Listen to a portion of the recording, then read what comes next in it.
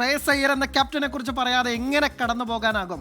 തുടർച്ചയായ രണ്ട് തവണ കിരീടം നേടുന്ന, രണ്ട് വ്യത്യസ്ത ടീമുകൾക്ക് കിരീടം നേടിക്കൊടുക്കുന്ന ആദ്യ ക്യാപ്റ്റൻ എന്ന ചരിത്ര നേട്ടമാണ് ശ്രേയസ് അയ്യരെ കാത്തിരിക്കുന്നത്.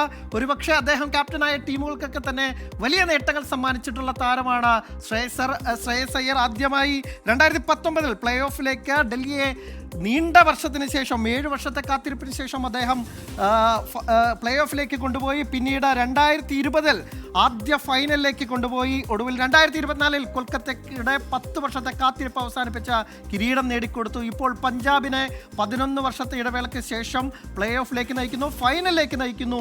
ഇനി ആദ്യ കിരീടം നേടിക്കൊടുക്കാൻ ശ്രേയസ് അയ്യർക്ക് സാധിക്കുമോ എന്നുള്ളതാണ് ഏറ്റവും ആകാംക്ഷ ഉണർത്തുന്ന ചോദ്യം, അല്ലെങ്കിൽ ഏറ്റവും ആവേശത്തോടെയൊക്കെ തന്നെ പഞ്ചാബ് ആരാധകർ നോക്കിക്കാണുന്നത്. എന്തായാലും ശ്രേയസിനും ഇത് കഴിഞ്ഞ തവണ കിട്ടാത്ത ക്രെഡിറ്റ് ഒക്കെ തന്നെ ഇത്തവണ കിട്ടാനും ഒരു അവസരം, ഇല്ലെങ്കിൽ താൻ അണ്ടർ റേറ്റഡ് ക്യാപ്റ്റൻ അല്ല, ഒരുപക്ഷെ രോഹിത്തിനും ധോണിക്കും ഒപ്പം ചേർത്ത് വായിക്കാവുന്ന ഒരു പേരായി ഇനി ശ്രേയസ് മാറുമോ എന്നുള്ളതാണ് നമുക്കറിയാൻ